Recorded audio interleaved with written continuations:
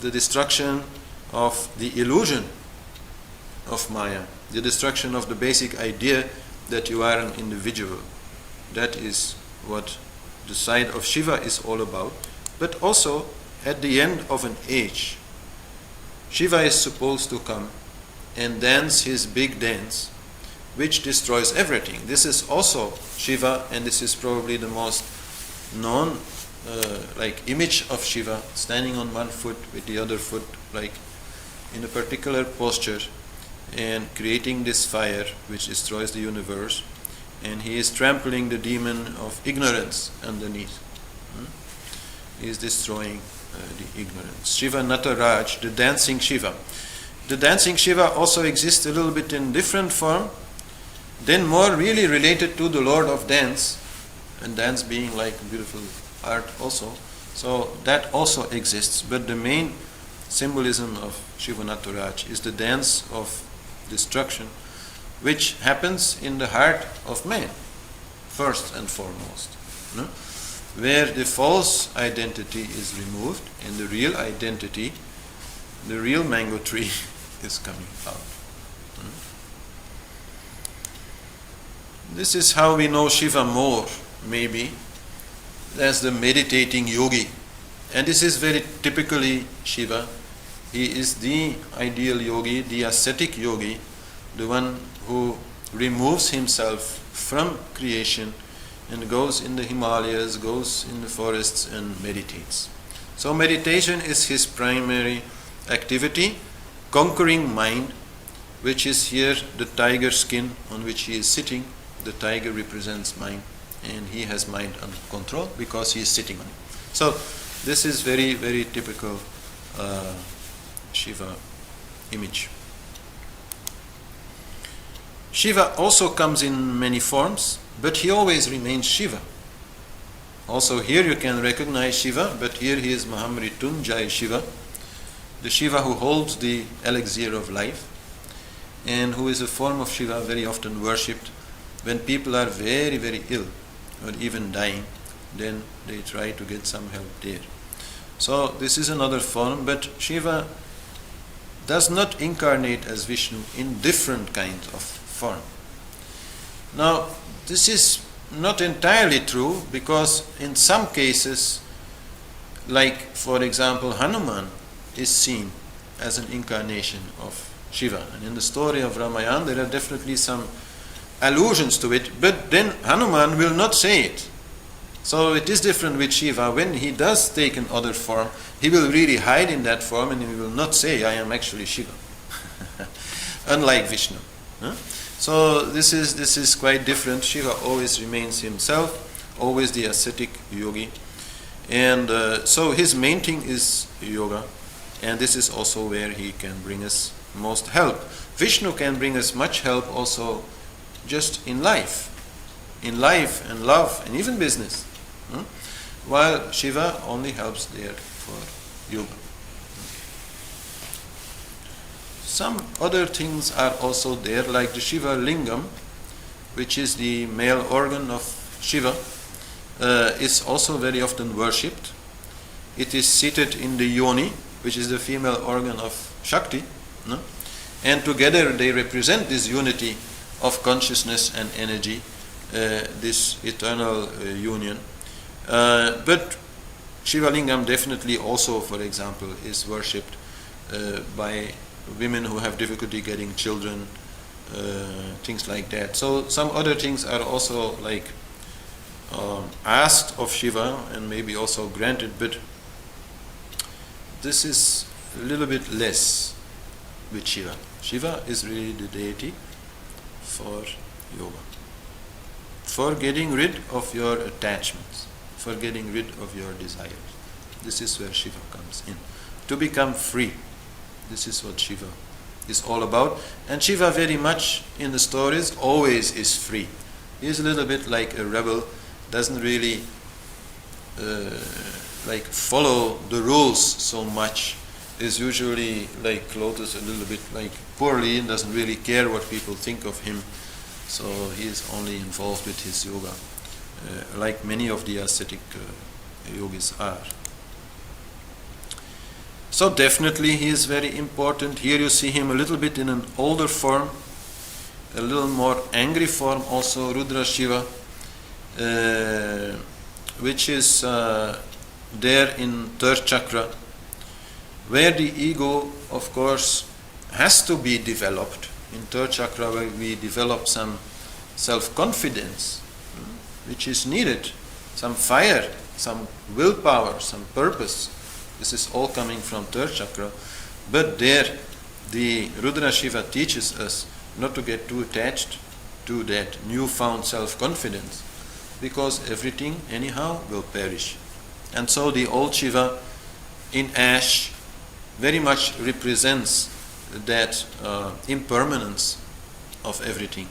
So there he will help us to not get trapped by our ego. Also associated, of course, with the ultimate yogi are the ultimate yogic powers. And the ultimate yogic power comes from Kamadhenu. Kamadhenu is like a mythical, you could say, animal, having elements of bird and cow and many other things, and is the wish-fulfilling cow. So whenever you reach there, then whatever you wish, it becomes true. So this is also an attribute of Shiva. Not really an incarnation of Shiva, but you could say a colleague of Shiva is Indra. Indra also is very much a yogi. Indra has conquered the 10 Indriyas, the 10 Indriyas which are the 5 sense organs and the 5 work organs. So he is very much in power of himself, he is very powerful, and he is the king of the gods in heaven. This does not put him above Brahma, Vishnu, Shiva. Not at all, actually. The heaven where he is ruling is only the first heaven. There are many heavens above that, and it's only in the highest heaven where you will actually find Brahma, Vishnu and Shiva. So Indra is the king of the gods, comes in different stories, different forms, always protecting the divine. The divine also needs some protection, often fighting the demons, but also himself sometimes a little bit selfish or full of self-importance, like easily feeling threatened in his ego, like I talked about before with Krishna. When Krishna had to put the mountain to protect the people from Indra's anger. Comes on 2 different mounts here. And so Shiva and his spouse Parvati, his Shakti, are also interesting as a couple. Different than Sita and Ram, different than Radha and Krishna. They are a couple of yogis. Although they are different kinds of yogis. Shiva is the ascetic yogi, the sadhu, while Parvati is the householder yogi. So many discussions they have, and each has his own knowledge. So they kind of teach each other. And this is what they very often like to do, and many, many beautiful and very interesting teachings about Kundalini Yoga and many, many other famous things actually come out of the discussions between Shiva and Parvati. So this is a very nice couple, and Parvati is a very special lady. Actually, at first, because Shiva was such an ascetic, he did not want to have anything to do with her. He did not want to have a wife. But she showed him that in householder yogis also tremendous power is there.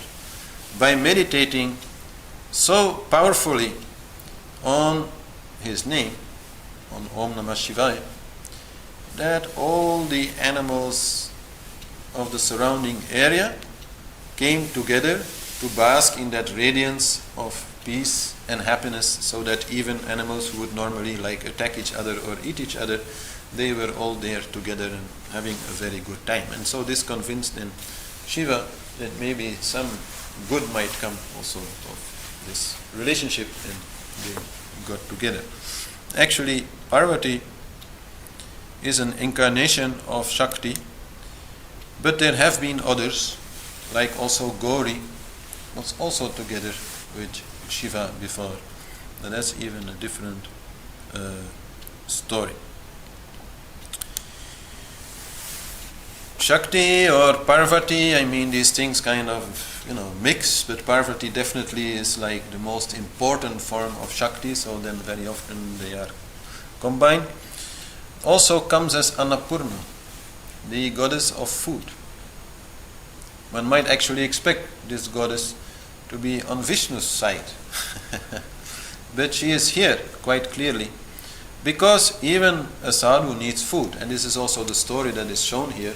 At some point, Shiva thinks or says that he does not need anybody. So Annapurna then hears it, and then she makes sure he is not getting any food anywhere, so that after a while he has to come to her and beg her for food. Otherwise he cannot survive. So even sadhus need food at some time. And so Annapurna is very much worshipped by cooks, obviously, and hanging around in many kitchens, and it's very important also deity in India, because Indian people love food. So they love Annapurna. Shakti is very powerful, and when she is angry, then she can destroy any enemy and bring forth here many Shaktis, many Kalis, many Taras, many other forms to destroy whatever enemy is there. That also comes in many stories. Shiva and Shakti also very much are in our body. When before we talked about solar and lunar, we also actually were talking very much about Shiva and Shakti in the brain, solar and lunar part of the brain, actually more the rational and emotional part of the brain.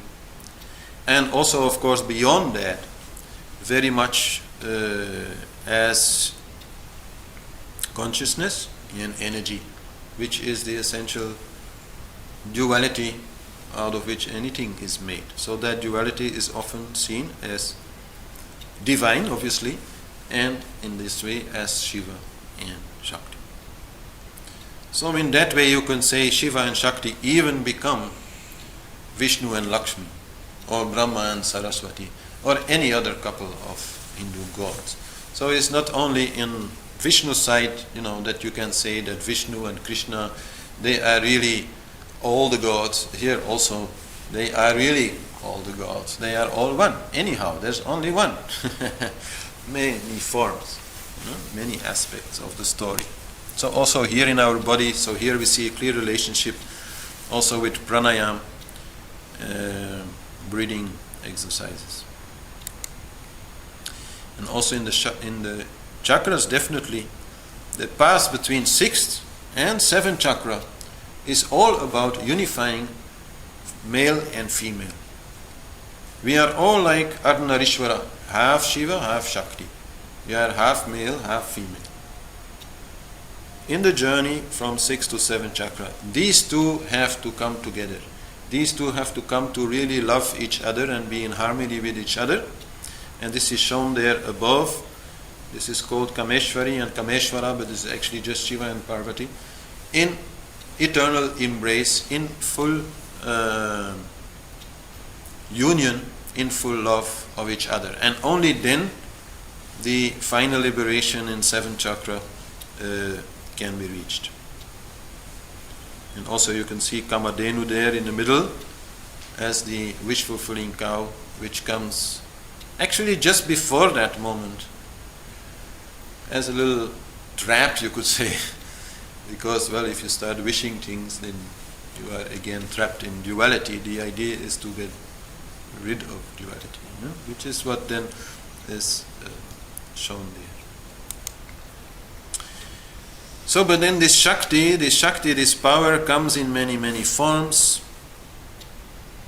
That's definitely where millions of forms can be found in India of different Shaktis. Actually, everything is Shakti. Like a river will be Shakti, a tree will be Shakti, a mountain will be Shakti. Everything is energy. Everything, with form can be seen as a Shakti and is often named as a Shakti. And this is again very important one in India called Durga. She is a Shakti which came to defeat the demon Mahisha, which is the demon of anger. And because he was so very powerful, all the gods gave like a main weapon, a main power that they had to make Durga, so that Durga would have the power of all the gods together, which was needed to defeat the anger. And this is also a symbolism, of course, in which Durga comes also in us to defeat the anger. If we want to defeat the anger, then all the divine qualities that we have can help us. All the divine qualities brought together can be the power that defeats the anger. So here also a yantra is there.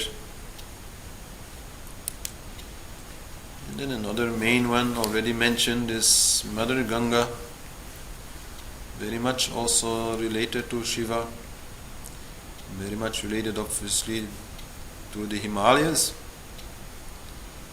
And there the story is that when she comes to earth, which is a long story I cannot explain, but when she comes to earth to purify the earth, that she is so powerful that Shiva has to catch her in his hair and then only let her come through as a small trickle, so that she becomes a river, which can then be used to help purify the earth. And here is another Shakti, Swapneshwari, the goddess of dreams. The dream world is also very important, an important medium, you could say, with which to communicate with the divine, with the spirit world, with the deities. The more you start meditating on these deities, the more you start reading about these deities, the more they will appear in your dreams, and the more your dreams will become a part of your spiritual growth. And for that Swapneshwari is used, and Swapneshwari does not have a yantra, but she has a mandala, which is used for meditation before going to sleep to have good dreams and helpful dreams. Also well known is Kali, another form of Shakti, teaching us mostly not to be afraid of death. So she is showing all these skulls and blood and chopped off heads and all these things, not to make us afraid, but to show us that all these things are only part of her, are only part of life. Death is a part of life and nothing to be afraid of, because the truth is Kala, which is time, which is eternal, and which is the divine, and which never stops. So this is also a very important part of understanding which comes in yoga through Kali. And then also we have dark yantra. But so this is really not meant to make you afraid. These images that are maybe a little bit frightening are supposed to be looked upon with peace, so that you accept them as being a part of the beautiful divine. And Chinnamasta is a similar kind of story, in the sense that in the beginning maybe it's a little like a strange image. The deity that chops off her own head because she wants to sever the connection between herself and the body, and only drink the neutral energy of Saraswati, of the Sushumna, which is coming out of the body there in the picture. So Chinnamasta is, I would say, one of the most extreme Shaktis when it comes to yoga, and for example is used if one wants to be celibate and it's not working so very well. So Chinnamasta can help there, but one should really also then take it seriously, not just fool around with it. So here also the yantra is there, very dark yantra. And then there is DHUMAVATI, the beholder of smoke. Shakti as the crone, as the old ugly lady, which is there to show you that this is also part of the divine, that you should not be afraid of ugliness and old age, also of craziness, darkness, everything which is misformed, misshapen, all these things come with DHUMAVATI. And so yes, she should be worshipped because that also is a part of the divine. And so if one has difficulty accepting that, then working with DHUMAVATI is the way to go.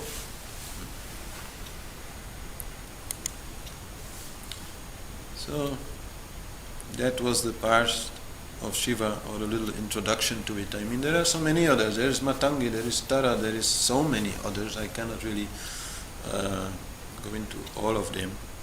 It's a lifetime study and many lifetimes of study to get some idea about all this. But it's a nice study. And so still some deities are also there which try to give an image to the one formless divine, which try to approach it. And so this is the last group which is there.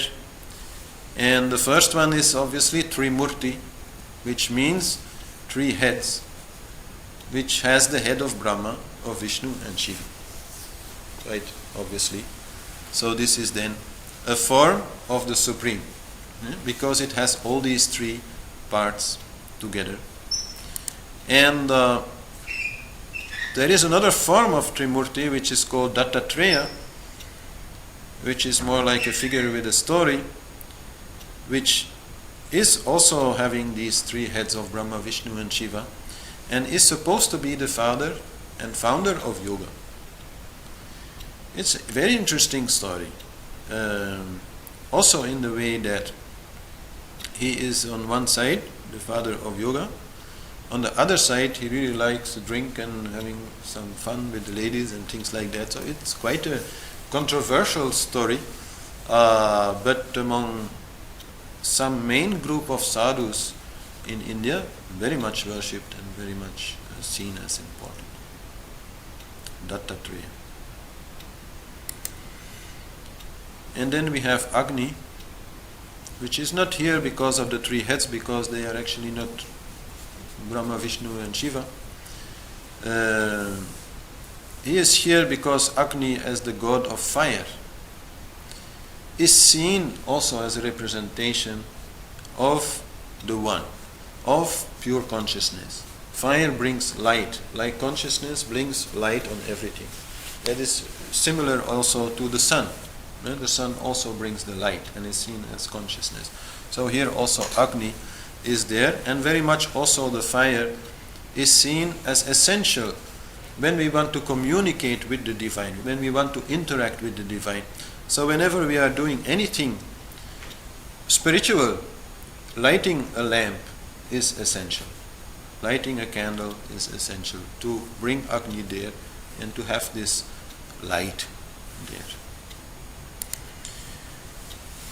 And here is a form which I also particularly like, Hara, the merging of Shiva and Vishnu into one deity. You can see on one side the tiger skin and the trident and other things that relate to Shiva, and on the other side you will see the lotus and other things that relate to Vishnu. So this is the merging of these two paths. This means that you are at the same time a householder yogi and the sadhu, which is a little bit like a contradiction in terms, but still is a possible ideal, a possible way of being, because obviously you can be a householder without being attached to those things to which householders are normally attached, and in that way really be a sadhu. This is one way to explain it. But anyhow, Harihara is an interesting view on this whole story. And then, we already saw it a little bit before, there is Ardhanarishvara. Ardhanarishvara, half male, half female, half Shiva, half Shakti. So when these two meet, we get a union. And so this also comes close to the one. The male and the female, or let's say the consciousness and the energy, are the ultimate duality. Beyond that, there is nothing to be said. There is only the Supreme, but we cannot name it or anything. And this duality of Shiva and Shakti also very much is there in the couple.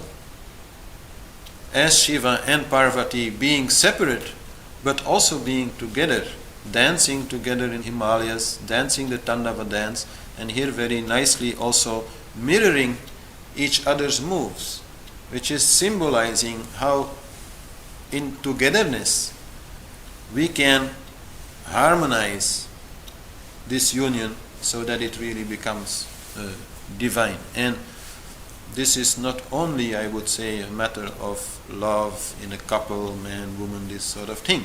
This is about being together with just about anybody. This is how to be together. Also there we achieve this union,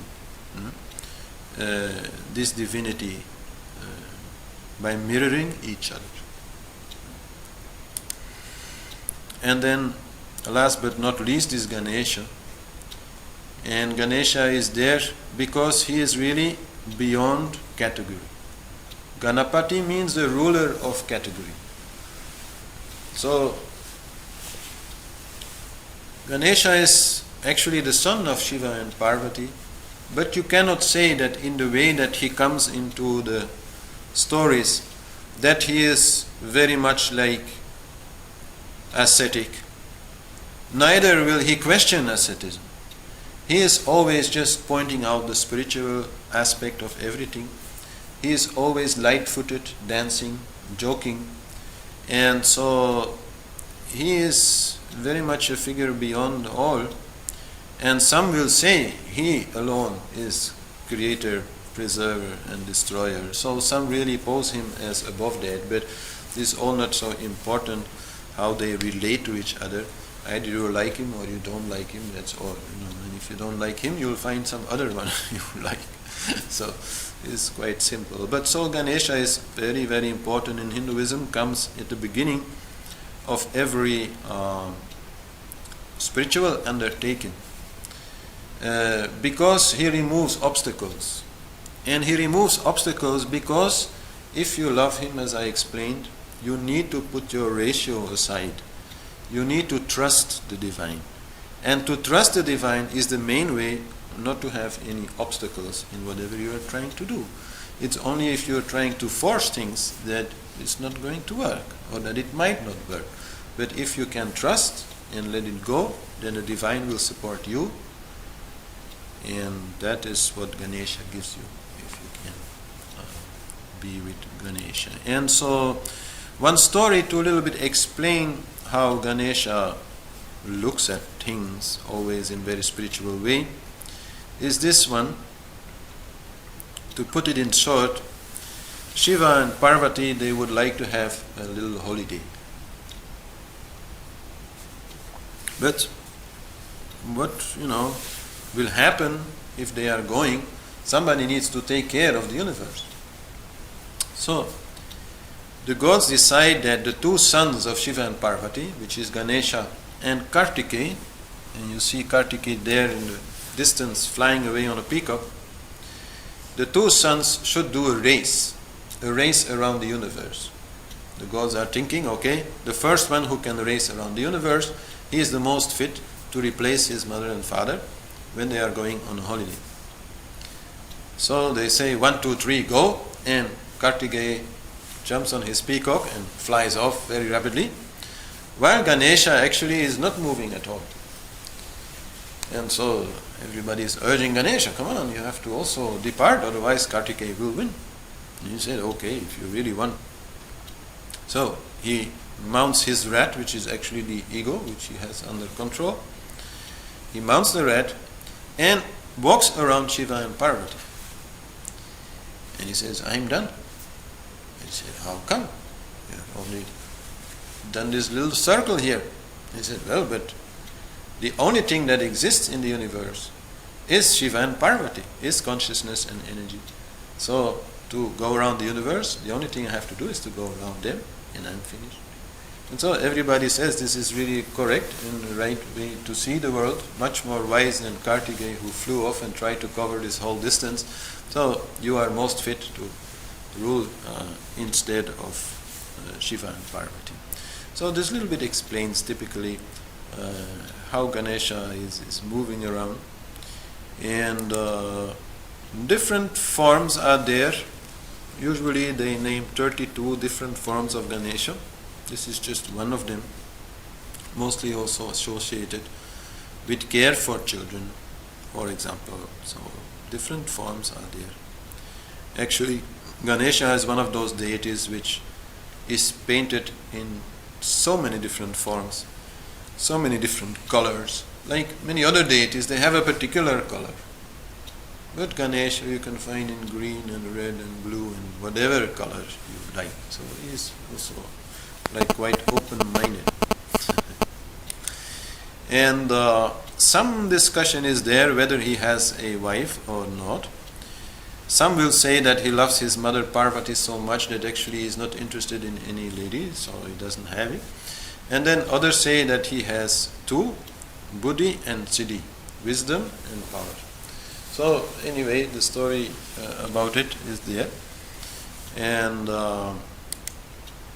also some stories are there about Ganesh as a child, Bal Ganesh, which is also very much loved in India, Bal Ganesh. So here we have a little bit all of them together. Unity in diversity. This is so very important to understand about yourself, about yoga, about life, and about these deities. Unity in diversity. Neither unity nor diversity is dominant over the other in any way. Unity and diversity are both there. So this we also find in the deities of Hinduism. They are all very different, all very particular, all very special, all very interesting, and all the same. So, in that there is only one, the one which is behind everything, invisible to the eye, but still there as the hidden presence, and the light in the darkness.